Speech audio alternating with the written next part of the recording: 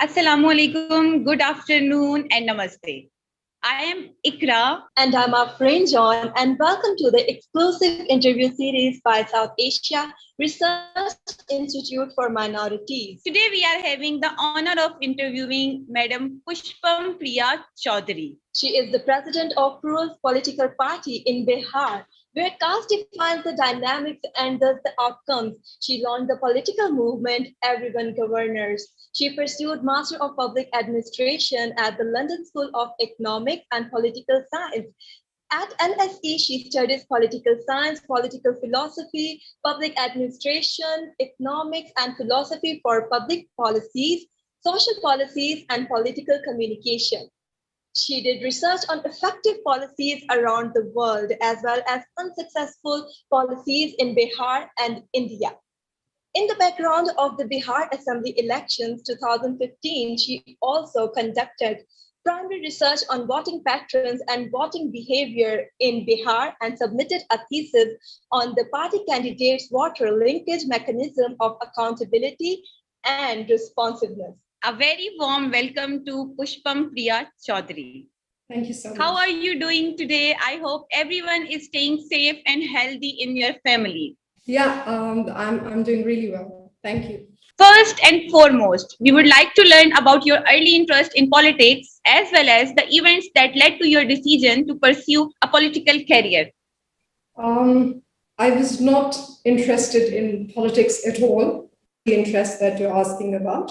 I think most of the common people are not very interested in politics, generally from our generation. And, but I was doing normal things that people generally do, studying and trying to get a job.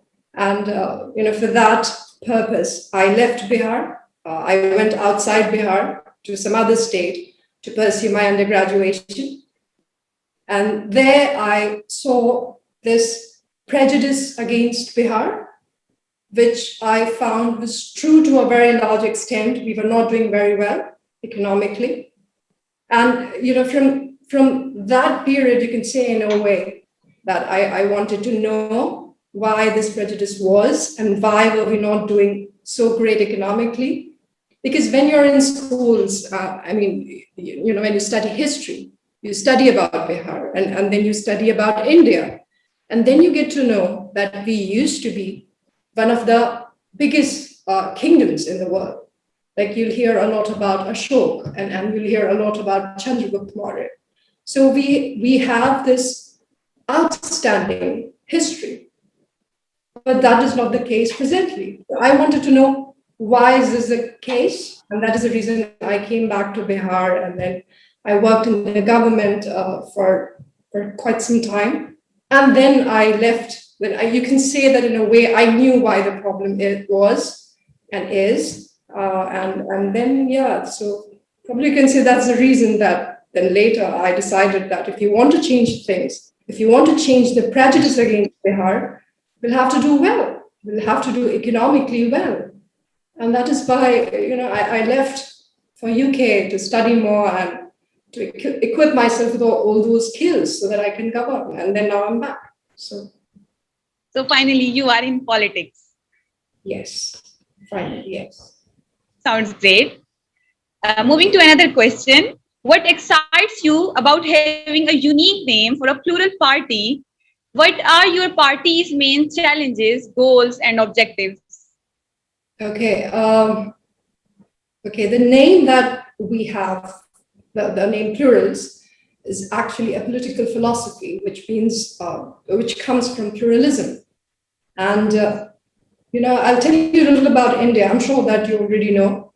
So in India, the political atmosphere or the ecosystem, you can say, is either secular. They either claim to be secular or the opposition claims to be a Hindu nationalist party, which is a very common general knowledge. Everyone knows about it. And honestly, personally, if you look at things historically, you will find, I feel that we are not, there are two problems with this entire idea of secularism in India. The first problem is that the version of secularism that is practiced in India, you can classify it as hard secularism. So, it's denying all the faiths that exists in India. And the second problem is that it's far from liberalism. So there are two broader classification of secularism. One is the hard secularism, and the other one is the soft secularism. So generally, when we talk about liberalism, we talk about soft secularism, but that is not the case in India. So we have a very long history, you can say 75 years of history in a way, of denying all these faiths. And that's one of the reasons. And the second is that I do not feel that India ever was secular historically. We can never become one melting pot of differences, But that doesn't mean that we are a Hindu nationalist country either, if you look at things historically. So what we are is a plural country. We need to acknowledge all these differences that we have in terms of identity, in terms of regions, and then we need to assimilate it, include it in policymaking. And that is what plural stands for.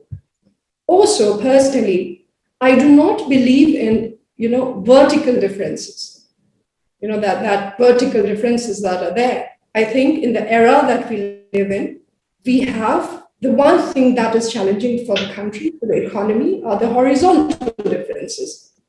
And pluralism is a political philosophy that allows you to mainstream all those horizontal differences. So it believes that there is never one center of power. There should be various centers of power. And because of all these traits that this philosophy of pluralism has, that's the reason that our party is called Plurals. And I hope that people in the country understand this. Yes, of course, it is really a great philosophy behind this. Now, moving to the next question. I saw one of your adverts with the slogan, Bihar deserves better, and better is possible. To me, as a researcher, both interesting and instructive to learn about your thoughts on this. Bihar is one of the states in the country, as you must be aware. And, our literacy rate is very poor. Our health infrastructure is very poor. Economically, we are the last in the country. And as I just told you that we have a very rich past. So if the same land of Bihar has a rich past, it means that it is possible, right? It's common sense. Other than that, if you look at policy making, if you understand policy making, you'll understand that in the world that we live in, the kind of that are there, the resources that exist in the world, anything is possible. When you know about what is happening in policy making around the world, you'll find that most of the problems, big problems, big challenges, they have been able to fix all of them all around the world. And I mean, it won't be very fair to say that we do not have big problems. We do have big problems, but some of our problems are very small, like why do we have states? These are basic questions. These are the things that we generally think about and talk about when we are having an academic discussion, or you can say when we talk around, with our friends as well. The whole point of having a state is giving people jobs, right? Giving people protection. And these two problems, this is the reason we have state. This is the reason we have the whole concept of democracy or the concept of state. But Bihar fails at both these points. We do not have jobs in Bihar at all. We do not have industries in Bihar at all. And the law and order in Bihar is sad. So these are the things that we need to fix. Otherwise, this concept of state and democracy is shallow, it's futile, and it's ridiculous. So that was the meaning behind that tagline or slogan. Pushpam, my next question. In South Asia, people are fronting discrimination, injustice, and many more.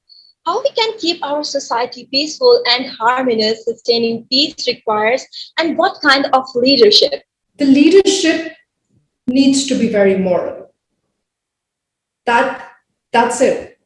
That's the first most important thing. which lacks in South Asia. Leaders are not moral.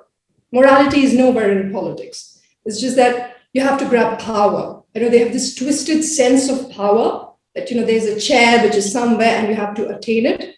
And you have to attain it by hook or crook, So the most devious people in the society these days are leaders.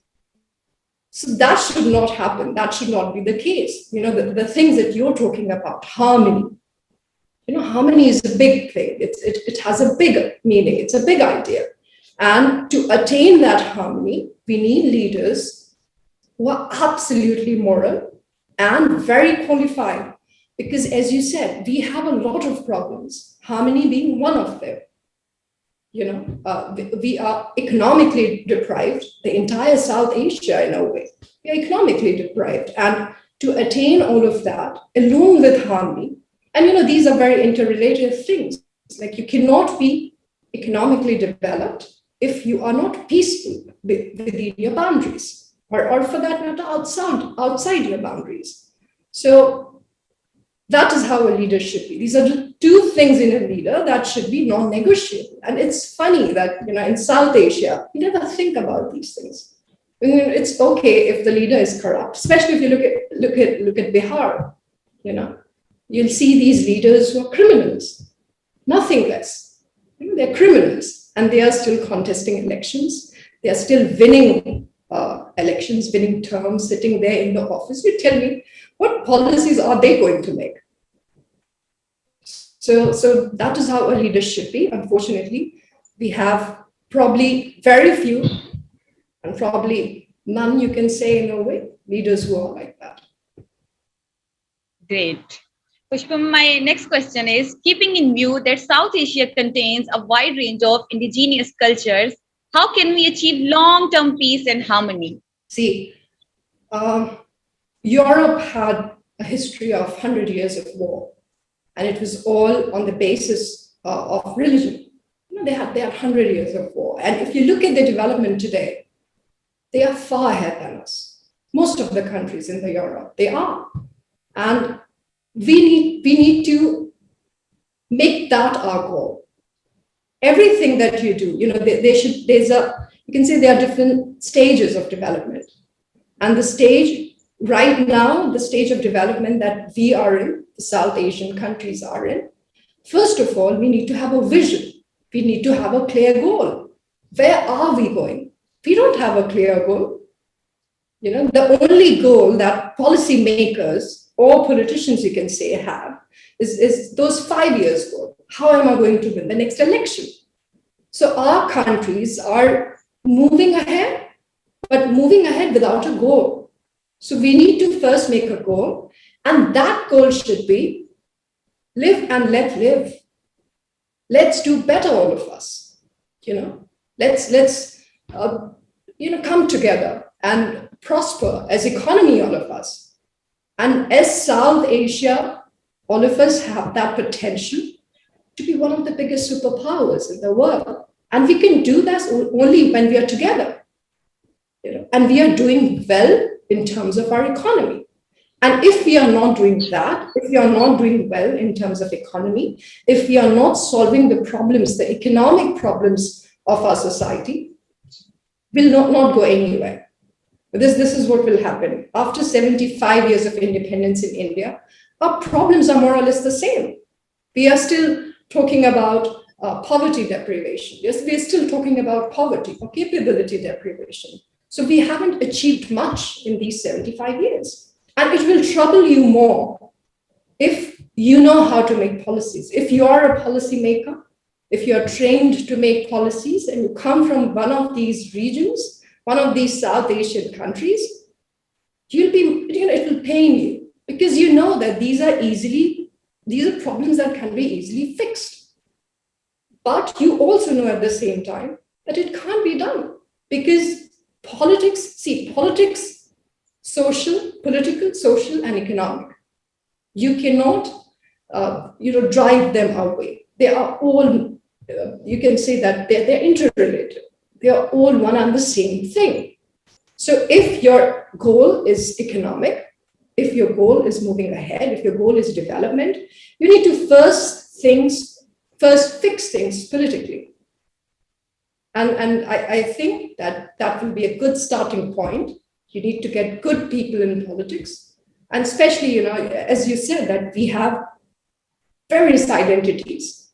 We have various cultures. I very strongly believe that we can never be, one big bowl of melting cultures. I just said that is not possible. And if you force that on the society, it will be insulting these cultures because we are all very different. And that's the beauty of us. That is something that we need to accept. That is something that we need to respect. And we'll have to mainstream all of it. We'll have to mainstream all these different cultures that we have. And most importantly, we need to stop treating these cultures as vote banks. Pushpam, no doubt that you're a very, very good leader. The question is, what are the problems that your community's adolescents confront, and how will you address them as a leader? See, this is a very difficult question to answer because context is very important. So even, if you're talking about young people, there are different kinds of young people, and all these young people want different kinds of things. The one way, I think, to move ahead is to focus more on education. We need to give them good education. And that is not what is happening in our country, because the focus is not on educating the youth, educating the young people. So that is one important thing. Other important thing is that we need to, again, I'll say that we need to mainstream their voice, because the young are a very different and free and independent lot of people. They want completely different things compared to a very old want. And excluding them, we have a very young population in the country, and excluding them from public policy, from policy making, will definitely lead to you can say a very chaotic way of policy making. Because how can you not include the needs of your young population? So that is something that we need to work on, all of us, all the South Asian countries. And everyone needs to be mainstreamed. And when I am saying that we need to mainstream them, doesn't really mean that, everyone who is young and very, they can't even contest elections right now. What it means is that you need to have discussions with them, have stakeholder discussions with them. There should be an open dialogue with people who are young, what they want, and how can we give them a better or their kind of country that they want.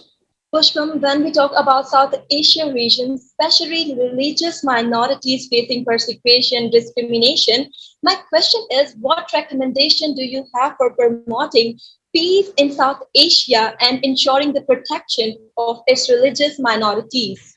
First of all, politicians should stop treating any group of people, minorities as well, as vote banks. So what is happening in politics is that they are being treated only as a vote bank. And I think that even people should realize this, that they are being treated as vote banks.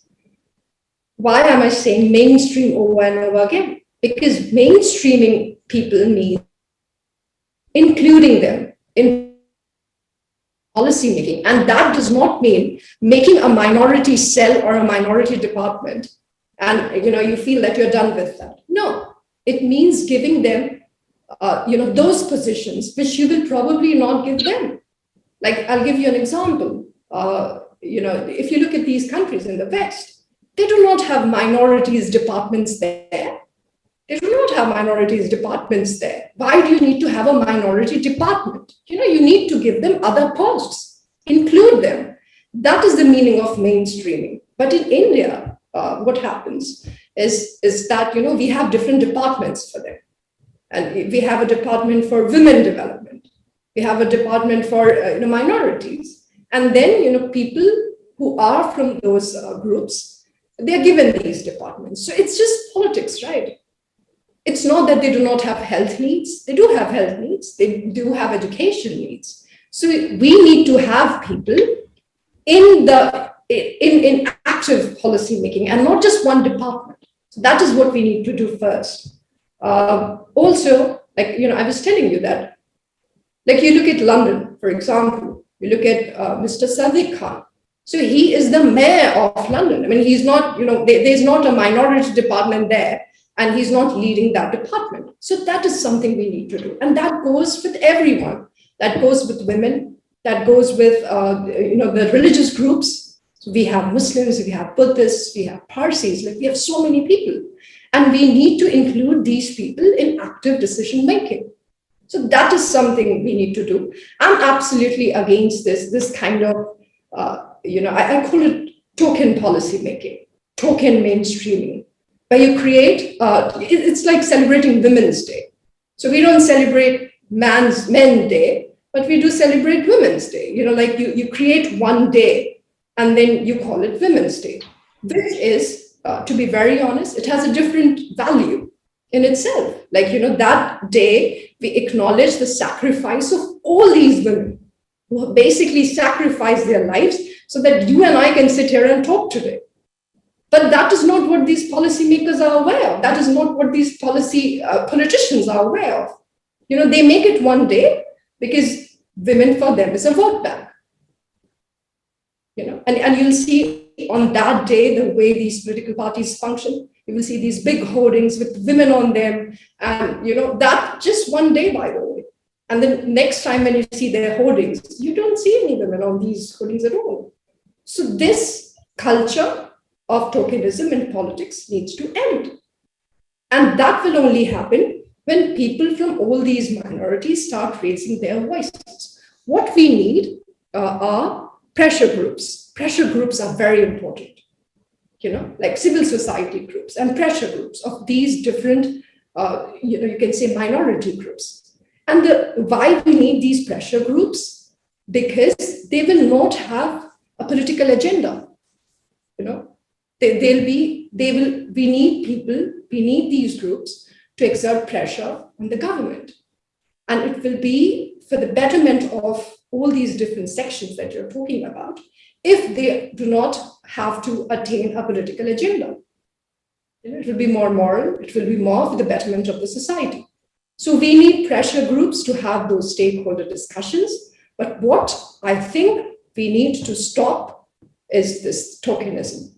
Pushpam, one thing which impressed me, as far as I am aware, you are not only a politician, but also a policy maker. How would you like to evaluate your policies? Well, so far, I have not made any policies.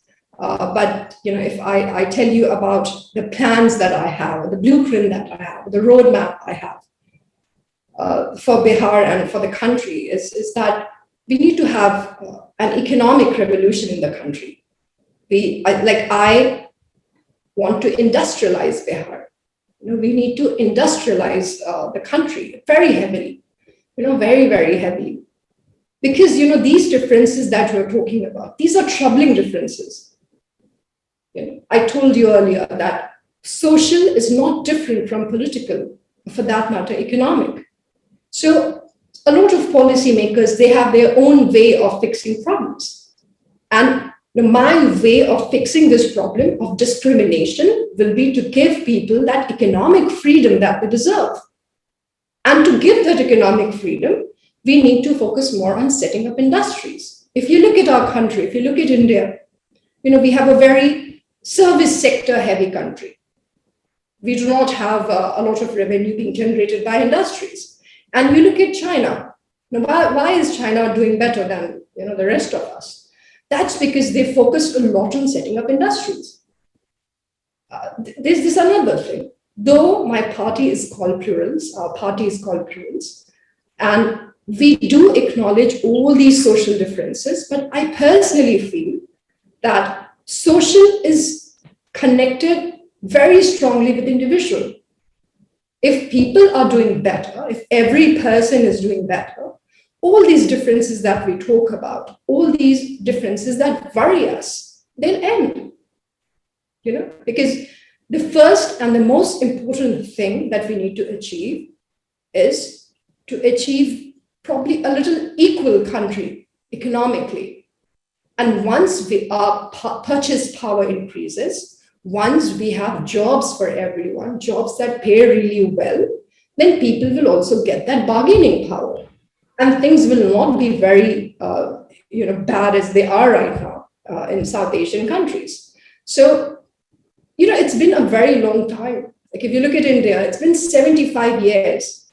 We've been independent since 75 years. And that's the same with a lot of our neighboring countries. And even after 75 years, we are just fighting on the basis of identity, on the basis of the region that we come from. And as a nation, as countries, it is not doing any of the country any good. It is only favoring people who are sitting there, who have hoarded that power and who are sitting there. It is only favoring these people. So this is the first thing that I think will be my goal, is to industrialize our state, industrialize Bihar first, and then probably later, the country, and also spend more money on health infrastructure, on education. These are the basic things, but these are the most important things if we want to develop socially. And that is the ultimate goal. We can become a better nation only if we develop socially. So this is, another thing. And one thing that I have been saying, since the first day of campaign is that I want to produce, I want to invest. These are important things, and I want to innovate. Because since a very long time, innovation is absolutely absent. We are doing well because, because of globalization. I think that it's time that we become an innovative country, like we used to be in the ancient past. And if you think about it very intelligently, if we were such rich, nation, when we were not a nation per se, but the piece of land, you can say, or the kingdom, you can say, or whatever you want to categorize it as, if we're doing so well, it is time with the kind of technologies that are there in the world, we should be doing much, much better. So we need to first make a plan. But the problem is that there are no plans. I told you the only plans that policymakers have is how to come back to power after 5 years. And how to come back to power in the next election. That's the only plan that they have. So it is not doing the country any good. So these are the things that are there on my agenda as a policymaker. Great. Now, my next question is, why did you choose the CAA, NRC, and why you are campaigning for it? Why do you believe this is significant? CAA and NRC, we do not campaign for it because, we have our own agenda as a political party. I think most of the people should understand what Plural stands for by now, also because it is very clear by the name. It should be very clear by the name. But if you ask me about CAA or NRC specifically, I think any policy, that is being targeted at one identity or any religion or any minority groups per se is a bad policy. It is a bad policy. It goes without saying. If at all, as a policymaker, however you think that no, it will do us good, you need to have, as I told you, stakeholder discussions with these people. First, you need to have an open dialogue with the people who are making policies for. You can't be a tyrant. You can't sit there and make policies and then impose it on the whole country. So I think you can say it's a suggestion. As a good policymaker, whoever claims to be a good policymaker, you need to first have a stakeholder discussion. Talk to these people, these different actors who you're making policy for. And then and only then, in this democracy that we claim to be, a policy should be implemented. So that goes for every policy that is, either actually targeted at any group or is perceived to be targeted. Because, politics and policy making is also a lot about perception. If it is being perceived like that, if it is hurting a certain group, what you're doing is absolutely wrong. Sorry, I can't hear you. Okay. My next Yeah. question is, what does it mean to be a Republican or a Democrat? What do you believe a government will look like in the future? Well, you need to ask, Americans that question because, Democrats and Republicans are there. But as far as India is concerned, so we have, Congress in the country, and then we have BJP in the country, and I reject both these ideologies, which should be very clear. I just told you why I reject them. I do not think that hard secularism is working for our country. And at the same time, I do not think that India can ever be a Hindu nationalist country. All that we can be, and we are, and we were since day one, was a plural country. So that is in context of India, if that answers your question. Pushpan, your words really inspires me a lot. Moving forward to the next question. How the regional platforms organization can play better role in normalizing regional and minority issues? See, pluralism means mainstreaming all these people, bringing all these people together, not making them similar, but then acknowledging the dissimilarities that they have, and then, making policy. So I think we need to include these people in policy making very actively, and not as token, not as placeholders, for the sake of it. So that is what we need to do. We need to open dialogues between different states, between different levels of governance. That is important.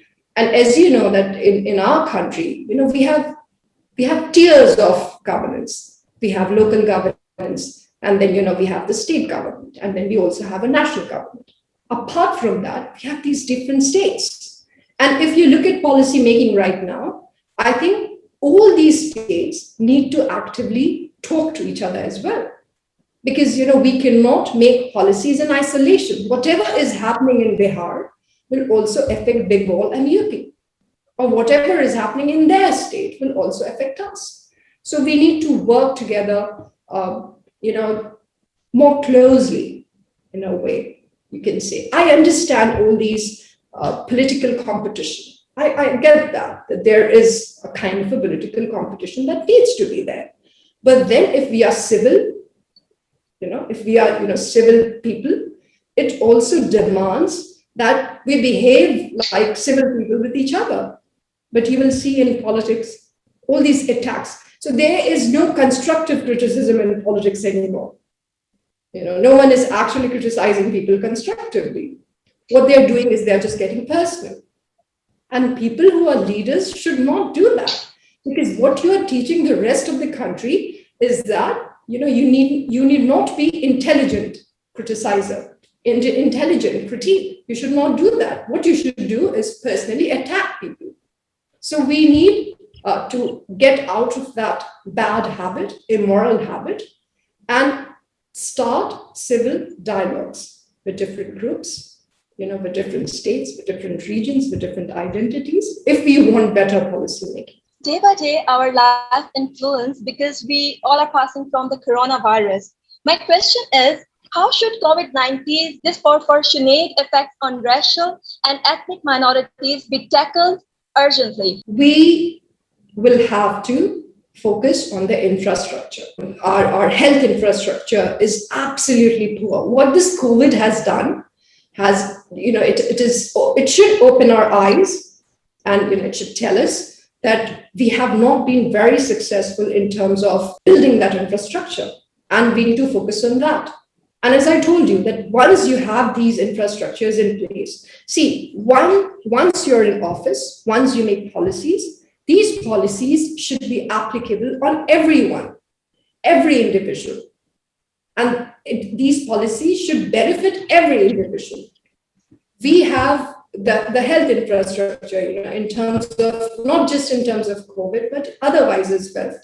We are not spending a lot of money on it. The expenditure in our country, we are still, the money that we are spending on health infrastructure is like a third world country. The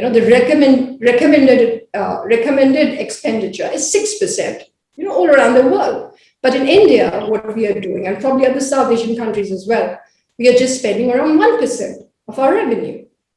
So we need to increase this expenditure, first of all. And you cannot have a better infrastructure if you do not do that.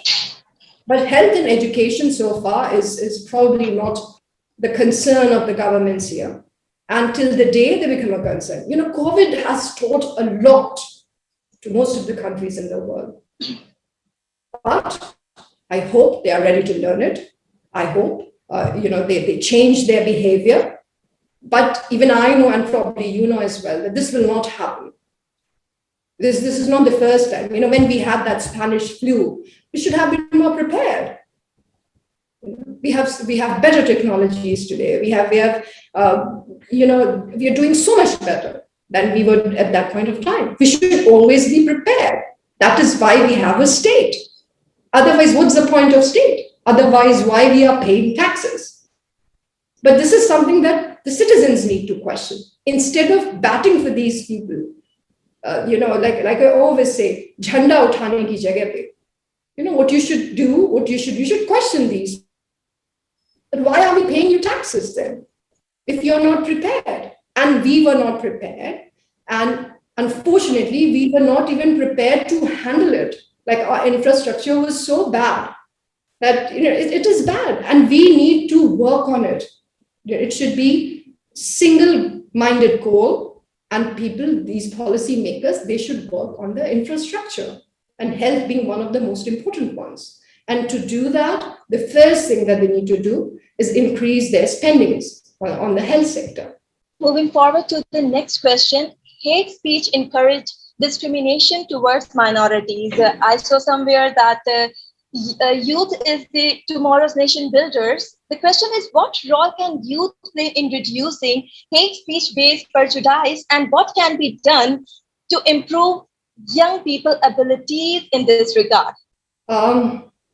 Being young is a quality. It is not related to age. It is, you can say it's an attitude, you can say it's a mindset.